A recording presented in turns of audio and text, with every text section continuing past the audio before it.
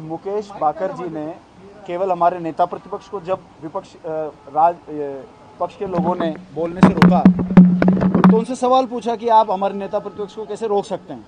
इसी बात के ऊपर बतंगड़ उठा के, क्योंकि उनकी किरकिरी राजस्थान के लोगों के सामने आ रही थी, एक कानून मंत्री अपने ही बेटे को डबल एजी बना दे और अपने ही घर में जो आम भारतीय जनता पार्टी के कार्यकर्ता को या किसी अच्छे वकील को जो सरकार का अच्छा पक्ष रख सके उसके अधिकार को अपने घर में देने की कोशिश करे, ये मुद्दा नेता प्रतिपक्ष उठा रहे थे।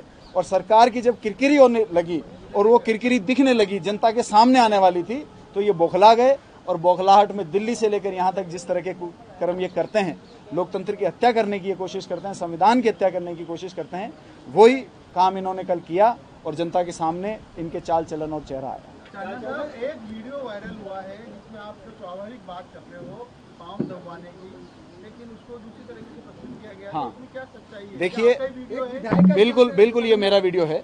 देखिए क्या होता है, वैसे तो मैं इस प्रकार की ओछी मानसिकता और सोच रखने वाले लोगों को जवाब कभी नहीं देता, लेकिन ये माताओं और बहनों की अस्मिता से उन्होंने जोड़ दिया, उसलिए एक जिम्मेदार नागरिक और जिम्मेदार जननेता होने के नाते मुझे वो बात आपको बतानी चाहिए। कल हुआ ऐसे कि सब लोग बिस्तर आ गए थे, सब बिस्तरों पे आराम से रिलैक्स हो गए थे।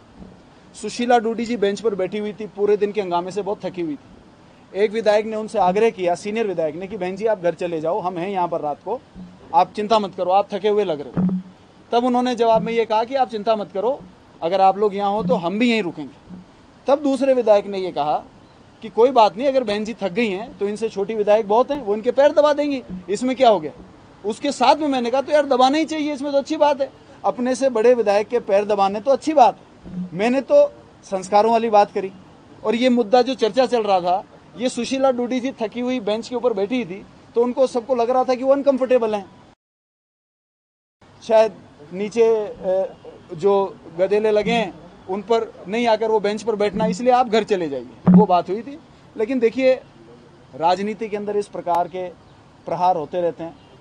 भारतीय जनता पार्टी के पास में कोई मुद्दा बचा नहीं है, इसलिए वो इस प्रकार के पहले का काट के, बाद का काट के, बीच का चला के, उसका अर्थ का अनर्थ करके चला रहे हैं।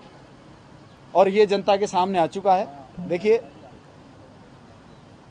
ये तो निश्चित है कि मैं इसका जवाब नहीं दूंगा, लेकिन मैंने जवाब दिया एक जिम्मेदार नागरिक होने के नाते। और दूसरी बात, जिन्होंने भी इसमें उत्तेजना दिखाई है और मेरी छवि को दुलमिल करने की कोशिश करी है, उनको मैं कहना चाहता हूं कि मेरे पिताजी एक बात कहते थे कि गुजर झगड़ा 3 पीढ़ी तक चलता है, 3 पीढ़ी 100 साल चलती है। तो अगर मेरी निजी छवि बिगाड़ने के लिए कुछ लोगों ने जल्दबाजी में इस काम को किया है और वीडियो को काट कर एडिट करके, तो मैं चाहे 10 साल में, चाहे 20 साल में, चाहे 25 साल में उनकी गलती का उनको ऐसा जरूर कराऊंगा, ये मेरा आपसे वादा है।